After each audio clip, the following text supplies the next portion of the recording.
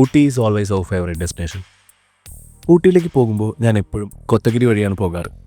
അവിടുത്തെ ഗ്രാമങ്ങളും അവരുടെ നിഷ്കളങ്കതയും അതിലുപരി പോകുന്ന വഴിയുടെ മനോഹാരിതയുമാണ് അതിനുള്ള പ്രധാന കാരണം.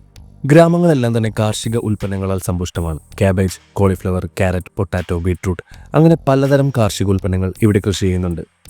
കൃഷി ഇവിടുത്തെ ജനങ്ങളുടെ ജീവിതത്തിൻ്റെ ഒരു ഭാഗമാണ് എന്ന് തന്നെ പറയാം. കൊത്തഗിരിയിൽ നിന്ന് കോടനാട് വ്യൂ പോയിന്റിലേക്കാണ് ഞങ്ങളുടെ യാത്ര. പോകുന്ന വഴിയിൽ തോഡ ട്രൈബ്സിൻ്റെ സെറ്റിൽമെൻറ്റ് ഞങ്ങൾ കണ്ടു. അവരുടെ ടെമ്പിളും അവർ വളർത്തുന്ന തോഡ ബഫല്ലോസും അവരുടെ അടയാളങ്ങളാണ്. കോടനാട് വ്യൂ പോയിന്റ് എത്തുന്നതിന് തൊട്ടു മുന്നേ മനോഹരമായ ഒരു വ്യൂ പോയിന്റ് നമുക്ക് കാണാം. അവിടെ കുറച്ച് സമയം ഞങ്ങൾ ചിലവഴിച്ചു. ഇതാണ് കോടനാട് വ്യൂ പോയിന്റ് പ്രവേശന കവാടം. ഇവിടെ വാഹനം നിങ്ങൾക്ക് പാർക്ക് ചെയ്യാവുന്നതാണ്. കൊത്തഗിരിയിൽ നിന്ന് 18 കിലോമീറ്റർ ദൂരമാണ് കോടനാട് വ്യൂ പോയിന്റിലേക്കുള്ളത്.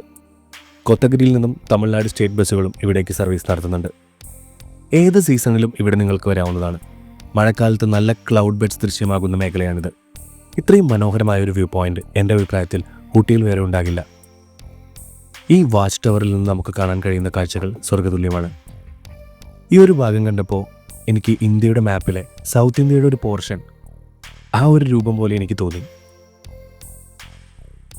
കോടനാടിൻ്റെ മനോഹാരിത ആസ്വദിച്ചുകൊണ്ട് ഇനി യാത്ര ഊട്ടിയിലേക്ക്. യാത്രകൾ തുടരും.